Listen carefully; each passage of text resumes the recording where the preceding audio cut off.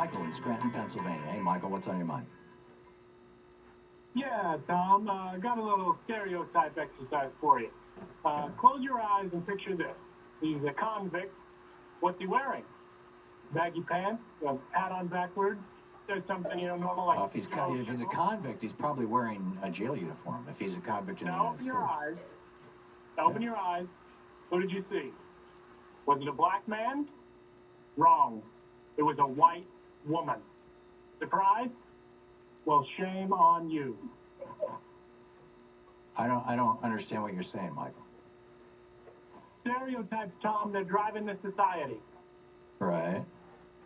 Yeah, well, that's because it's a natural human tendency to try to simplify things in order to make sense out of things, in order to organize things.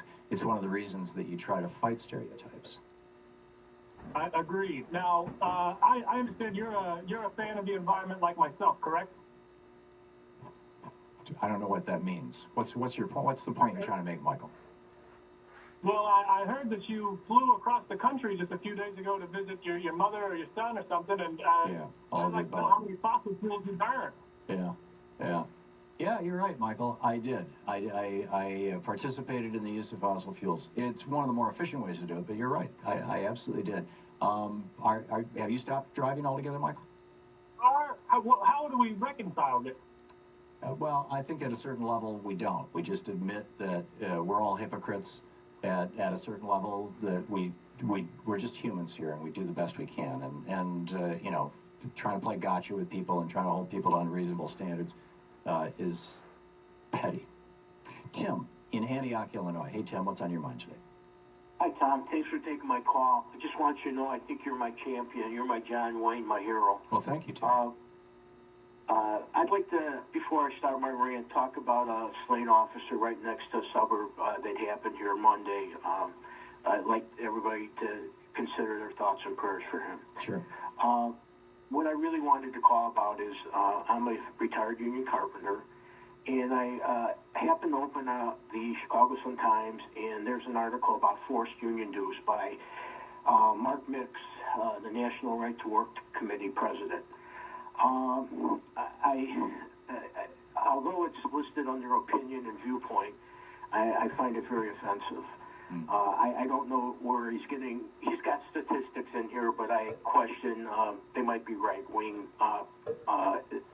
statistics. They're from a National Institute for Labor Relations research. It claims that in a right-to-work state, the average disposable income is about $2,000 more versus a, union worker. That's Tim, the word disposable is probably the qualifier, because the gross income for people in right to work for less states is typically $3,000 to $5,000 per family less than it is in union states. I mean, that's just, I agree. That's a well-known statistic. So probably what they did is they said, okay, these right to work for less states, the cost of living is cheaper, so we're going to down calibrate the, even though the person makes $5,000 a year less, they can live on $7,000 a year less because it's cheaper to live in Louisiana than it is in California, and so therefore they have $2,000 in extra disposable income that somebody else would. See, you got to look out for those adjectives. When Abraham Lincoln was so right. Figures don't lie, the liars can figure. The thing, though, I'd like to leave you with, which really upsets me with Labor Day around the corner. Can I kind of read his last paragraph here real quick? Sure. Basically, he's trying to take credit for Labor Day. He basically summarizing said, consider your unemployed neighbor that might find a job. Consider the new manufacturing plant that might open its doors. Consider what you might do with an extra $2,000 of spending power in your pocket. Will your state be the next right-to-work state? And obviously, Illinois is surrounded by Indiana, Wisconsin, and Michigan, and we have this right-to-work governor now. So all I can say is I've retired being a union member, and I'm not going to retire with a lot of money, but I'm very happy, and I'm going to be 64 years old. And did that last paragraph also say with more disposable income? It's Well, it said, consider what you might do with an extra $2,000 of spending power in your pocket. Right, right. So again, he's not coming out and saying that you will earn more. He's saying that you will have extra money in your pocket, and that's presumably because the right to work for less states have a lower standard of living and therefore a lower cost of living.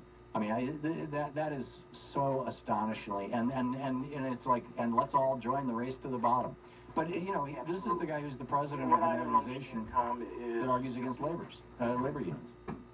Yes, yes. And for 40 years, I understood that I had to pay benefits because these union, you know, they always complain about union bosses and how corrupt they are, blah, blah, blah.